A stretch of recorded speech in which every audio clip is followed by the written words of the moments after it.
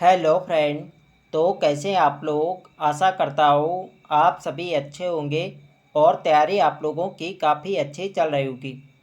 तो देखो, हमारे उत्तराखंड जीके सीरीज चल रही थी, तो आज की क्लास में भी आपको उत्तराखंड जीके के अति महत्वपूर्ण प्रश्न यहाँ पे देखने को मिलेंगे, जो आपके आने वाली सभी भर्ती परीक्षाओं के लिए काफ़ी महत्वपूर्ण होगी। तो चलिए आज की क्लास को शुरू करते हैं बिना किसी देरी के। पहला प्रश्न यहाँ पे देखेंगे, उत्तराखंड विधानसभा द्वारा वेबसाइट बनाई गई थी। तो इसका जो सही आंसर है ये ऑप्शन सी 4 मई 2001। देखो, उत्तराखंड विधानसभा द्वारा जो अपनी वेबसाइट बनाई गई थी, ये बनाई गई थी 4 मई 2001 को। ये आपको ध्यान रखना है। अगला प्रश्न यहाँ पे देखेंगे, क्षेत्रफल की दृष्टि से उत्तराखंड का देश में कौन सा स्थान है। तो देखो, क्षेत्रफल की दृष्टि से उत्तराखंड का जो देश में स्थान है राज्यों में, यह 18वां स्थान। यदि राज्यों में पूछा जाए कि राज्य में कौन से क्रम में है क्षेत्रफल में, तब सही आंसर होगा 18वां। यदि यहाँ पे पूछा जाए राज्यों और केंद्र शासित प्रदेश में उत्तराखंड का क्षेत्रफल में देश में कौन सा स्थान है, तब सही आंसर होगा 19वां। देखो, जो लद्दाख केंद्र शासित प्रदेश है, इसका क्षेत्रफल उत्तराखंड से अधिक है, ये आपको ध्यान रखना है, इसलिए यहाँ पे 19वां स्थान हो जाएगा। तो इस प्रश्न का जो सही आंसर होगा यह होगा ऑप्शन डी, इनमें से कोई नहीं। तो आपको ध्यान रखना है, क्षेत्रफल के हिसाब से उत्तराखंड का राज्य का जो देश में स्थान है राज्यों में 18वां है, और यदि पूछा जाए राज्यों प्लस केंद्र शासित में कौन सा है, तब सही आंसर होगा 19वां। ये आपको ध्यान रखना है, इंपॉर्टेंट रहेगा परीक्षा की दृष्टि से। अगला प्रश्न यहाँ पे देखेंगे, सर्वाधिक अंतर्राष्ट्रीय सीमा वाला जनपद कौन सा है। तो देखो, उत्तराखंड के 5 जनपद अंतर्राष्ट्रीय सीमा बनाते हैं। कौन कौन से हैं? आपका चमोली हो गया, उत्तरकाशी, पिथौरागढ़, चंपावत और उधमसिंह नगर। देखो, जो आपके 3 जनपद हैं, उत्तरकाशी, चमोली और पिथौरागढ़, ये तो बनाते हैं चाइना तिब्बत से सीमा, और जो पिथौरागढ़, चंपावत और उधमसिंह नगर हैं, ये 3 जनपद बनाते हैं आपके नेपाल से सीमा। देखो, जिनमें पिथौरागढ़ है ये चाइना से भी सीमा बनाता है और आपके नेपाल से भी, इसलिए यहाँ पे 5 जनपद है। आपको ध्यान रखना है, पूछा जाए कि कितने जनपद अंतर्राष्ट्रीय सीमा बनाते हैं, तो 5 जनपद। और इनमें से जो सबसे अधिक अंतर्राष्ट्रीय सीमा बनाता है ये पिथौरागढ़ बनाता है, क्योंकि चाइना से भी सीमा बनाता है और आपके नेपाल से भी। तो इसका सही आंसर क्या होगा? Option B. तो पिथौरागढ़ सर्वाधिक अंतर्राष्ट्रीय सीमा वाला जनपद है, ये आपको ध्यान रखना है। अगला प्रश्न यहाँ पे देखेंगे,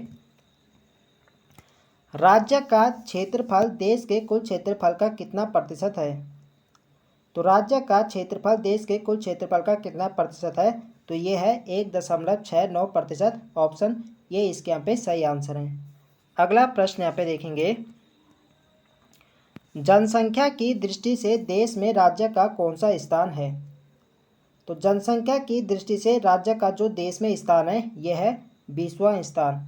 तो ऑप्शन 20 यहाँ पे ऑप्शन में है नहीं, तो इसका सही आंसर क्या होगा? ये होगा ऑप्शन डी, इनमें से कोई नहीं। देखो, अभी हमने देखा था कि क्षेत्रफल में उत्तराखंड का राज्य का देश में कौन सा स्थान है, तो आपका 18वां है। और यहाँ पे जनसंख्या की बात हो रही, तो जनसंख्या में उत्तराखंड का जो देश में स्थान है यह है 20वां, ये आपको ध्यान रखना है। अगला प्रश्न यहाँ पे देखेंगे, उत्तराखंड की 10वीं वृद्धि दर कितने प्रतिशत है। तो उत्तराखंड राज्य की जो 10वीं वृद्धि दर है यह 18.81%। ऑप्शन बी इसके यहाँ पे सही आंसर है। अगला प्रश्न यहाँ पे देखेंगे, उत्तराखंड का जनघनत्व कितना है। तो उत्तराखंड राज्य का जो जनघनत्व है यह 189। ऑप्शन ए इसके यहाँ पे सही आंसर है। तो 189 आपको ध्यान रखना है, ये उत्तराखंड राज्य का जनघनत्व है। अगला प्रश्न यहाँ पे देखेंगे, राज्य की साक्षरता दर कितनी प्रतिशत है। तो राज्य की जो साक्षरता दर है यह 78.82%। तो 78.82% उत्तराखंड राज्य की साक्षरता दर है, ये आपको ध्यान रखना है। ऑप्शन सी यहाँ पे सही आंसर है। देखो फ्रेंड्स, सभी प्रश्न यहाँ पे प्रीवियस ईयर प्रश्न है जो किसी न किसी एग्जाम में पूछे जा चुके हैं। तो वीडियो पसंद आ रही तो फ्रेंड्स वीडियो को लाइक करें, शेयर करें, और जो लोग चैनल पर नए हैं चैनल को सब्सक्राइब करें। अगला प्रश्न है हमारा, साक्षरता की दृष्टि से राज्य का देश में कौन सा स्थान है। तो यहाँ पे बात हो रही साक्षरता, तो साक्षरता की दृष्टि से राज्य का जो देश में स्थान है यह है 17वां। ऑप्शन सी यहाँ पे सही आंसर है। अगला प्रश्न यहाँ पे देखेंगे, पुरुष साक्षरता की दृष्टि से राज्य का देश में स्थान है। तो पुरुष साक्षरता की दृष्टि से जो राज्य का देश में स्थान है यह है 13वां। यदि महिला साक्षरता के हिसाब से पूछे कि महिला साक्षरता की दृष्टि से राज्य का देश में कौन सा स्थान है, तो है 20वां। ठीक है, पुरुष में 13वां है और महिला में है 20वां। और ओवरऑल यहाँ पे कितना है, तो ओवरऑल यहाँ पे 17वां है, ये आपको ध्यान रखना है। अगला प्रश्न यहाँ पे देखेंगे, महिला साक्षरता की दृष्टि से राज्य का देश में स्थान है। तो अभी मैंने आपको बताया महिला साक्षरता की दृष्टि से राज्य का देश में 20वां स्थान है। ऑप्शन बी यहाँ पे सही आंसर है। अगला प्रश्न यहाँ पे देखेंगे, नगरीकरण की दृष्टि से राज्य का देश में कौन सा स्थान है। तो नगरीकरण की दृष्टि से राज्य का जो देश में स्थान है यह आपका ऑप्शन है 20वां स्थान है। अगला प्रश्न यहाँ पे देखेंगे, लिंगानुपात की दृष्टि से राज्य का देश में कौन सा स्थान है। तो लिंगानुपात की दृष्टि से राज्य का देश में 13वां स्थान है। ऑप्शन बी इसके यहाँ पे सही आंसर है। पुरुष साक्षरता की दृष्टि से भी राज्य का देश में 13वां स्थान है और लिंगानुपात की दृष्टि से भी राज्य का देश में 13वां स्थान है, ये आपको ध्यान रखना है। अगला प्रश्न यहाँ पे देखेंगे, उत्तराखंड में पुरुष साक्षरता कितनी प्रतिशत है। तो उत्तराखंड में जो पुरुष साक्षरता है यह है 87.40%। तो 87.40% उत्तराखंड में पुरुष साक्षरता है। यदि महिला साक्षरता की बात करें तो महिला साक्षरता उत्तराखंड में 70% है, ये भी आपको ध्यान रखना है, इम्पोर्टेंट रहेगा परीक्षा की दृष्टि से। कितने प्रतिशत है महिला, तो महिला है आपके 70%। अगला प्रश्न यहाँ पे देखेंगे, राज्य में महिला साक्षरता कितने प्रतिशत है। तो यहाँ पे यही प्रश्न आएगा कि महिला साक्षरता कितना है, तो महिला साक्षरता है 70%। अगला प्रश्न यहाँ पे देखेंगे, पौड़ी जनपद की सीमाएं कितने जनपदों से लगती है। तो सर्वाधिक जो सीमा बनाता है जनपदों से पौड़ी जनपद बनाता है और पौड़ी जनपद से 7 जनपदों की सीमाएं लगती है। ऑप्शन बी इसके यहाँ पे सही आंसर है।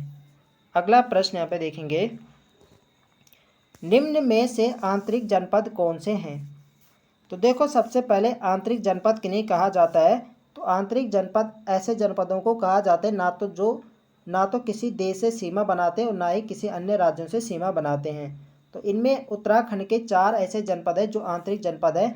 आपका बागेश्वर है, अल्मोड़ा है, टिहरी है और रुद्रप्रयाग। 2 जनपद तो कुमाऊं मंडल के बागेश्वर और अल्मोड़ा, और 2 आपके गढ़वाल मंडल के टिहरी और रुद्रप्रयाग, ये आपको ध्यान रखना है। तो ये यहाँ पे 4 जनपद आंतरिक जनपद हैं उत्तराखंड के। तो इसका सही आंसर होगा ऑप्शन डी, उपरोक्त सभी। अगला प्रश्न यहाँ पे देखेंगे, उत्तराखंड का सर्वाधिक क्षेत्रफल वाला जनपद कौन सा है। तो सर्वाधिक क्षेत्रफल वाला जो जनपद है वो आपका है चमोली। ऑप्शन यहाँ पे सही आंसर है। कितना है चमोली का क्षेत्रफल, तो यह है 8030 वर्ग किलोमीटर चमोली का क्षेत्रफल है, ये आपको ध्यान रखना है। दूसरे नंबर की बात करें तो दूसरे पे है उत्तरकाशी। उत्तरकाशी का क्षेत्रफल है 8016 वर्ग किलोमीटर।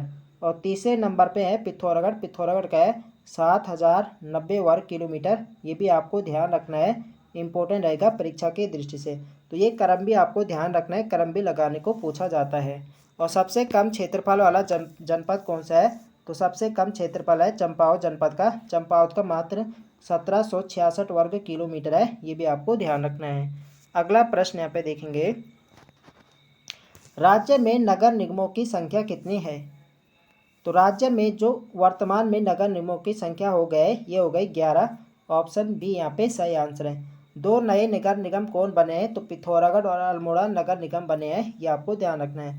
पहले उत्तराखंड में 9 थी, वर्तमान यहाँ पे इनकी संख्या 11 हो गई है। अगला प्रश्न यहाँ पे देखेंगे, निम्न में से सबसे पुराना नगर निगम कौन सा है। तो राज्य का जो सबसे पुराना नगर निगम है यह है देहरादून नगर निगम। ऑप्शन यहाँ पे सही आंसर है। अगला प्रश्न यहाँ पे देखेंगे, 2017 में किन 2 शहरों को नगर निगम का दर्जा दिया गया था। तो 2017 में जो 2 नए नगर निगम बने थे ये बने थे कोटद्वार और ऋषिकेश। तो इसका सही आंसर जाएगा डी के साथ बीवासी दोनों। अगला प्रश्न यहाँ पे देखेंगे, राज्य में वन पंचायतों का गठन कब हुआ था।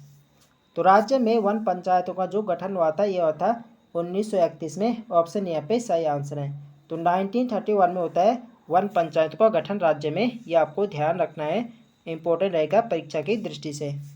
अगला प्रश्न है हमारा, उत्तराखंड विधानसभा में कुल कितने सदस्य निर्वाचित होते हैं? तो यहाँ पे उत्तराखंड में जो विधानसभा में कुल निर्वाचित सदस्य होते हैं ये होते हैं 70। तो कितनी सीटें हैं उत्तराखंड में विधानसभा की? तो 70 सीटें हैं, जिनमें से यहाँ पे 15 सीटें क्या है, आरक्षित हैं। 13 इनमें एससी के लिए है और 2 आपकी एसटी के लिए है, ये आपको ध्यान रखना है। अगला प्रश्न यहाँ पे देखेंगे, उत्तराखंड का सबसे उत्तर दिशा में बसा जनपद है। तो सबसे उत्तरी जनपद आप लोग जानते हैं, सबसे उत्तर में आपका उत्तरकाशी है, तो ऑप्शन यहाँ पे सही हो जाएगा। सबसे उत्तर में उत्तरकाशी है, सबसे दक्षिण में आपका उधमसिंह नगर है, सबसे पूर्व में आपका पिथौरागढ़ है और सबसे पश्चिमी जिला आपका देहरादून है।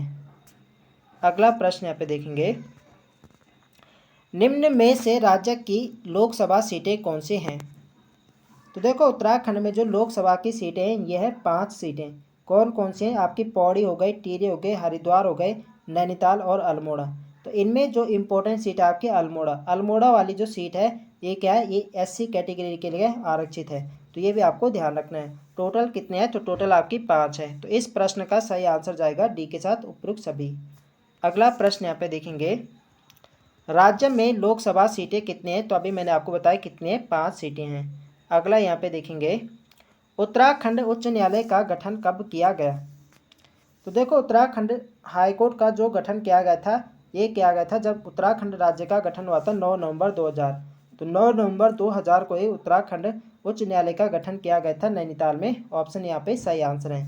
देखो किस आर्टिकल के तहत हाईकोर्ट की स्थापना की जाती है? तो ये की जाती है आर्टिकल 214। आर्टिकल 214 के तहत प्रत्येक राज्य के लिए एक हाईकोर्ट होगा, ये आपको ध्यान रखना है। तो जब उत्तराखंड राज्य का गठन हुआ था 9 नवंबर 2000, तो 9 नवंबर 2000 को ही उत्तराखंड उच्च न्यायालय का गठन किया गया था। और ये किस कर्म का यहाँ पे था? तो ये 20वें कर्म का हाईकोर्ट था पूरे देश में, ये भी आपको ध्यान रखना है। पूछा जाए कि उत्तराखंड हाईकोर्ट की स्थापना कौन से क्रम में की गई थी? तो ये की गई थी 20वें क्रम में, ये भी आपको ध्यान रखना है, इंपॉर्टेंट रहेगा परीक्षा की दृष्टि से। अगला प्रश्न यहाँ पे देखेंगे, उत्तराखंड उच्च न्यायालय भवन का निर्माण किनके द्वारा कराया गया? तो उत्तराखंड हाईकोर्ट का जो निर्माण कराया गया था ये कराया गया था सर संटोनी मैकडोनाल्ड के द्वारा। ऑप्शन सी यहाँ पे सही आंसर है। अगला प्रश्न यहाँ पे देखेंगे, उत्तराखंड उच्च न्यायालय के प्रथम मुख्य न्यायाधीश कौन थे?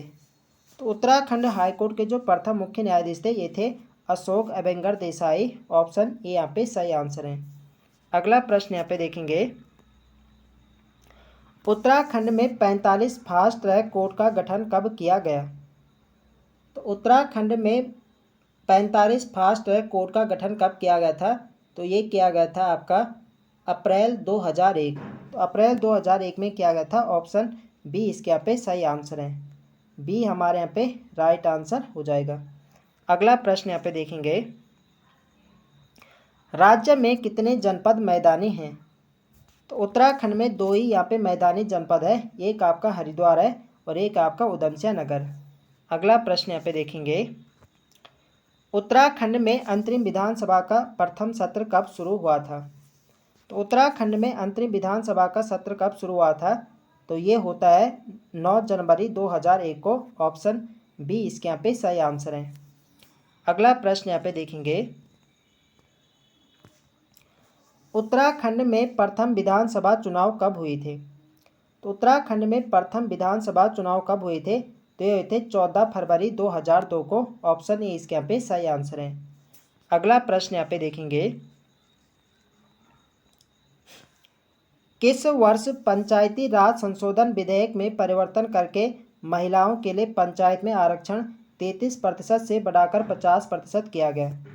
तो पंचायतों में महिलाओं के लिए पहले 33% था और 2008 में महिलाओं के लिए 33% से 50% किया गया था। तो इसका सही आंसर है ऑप्शन सी, 2008 में किया गया था, ये आपको ध्यान रखना है।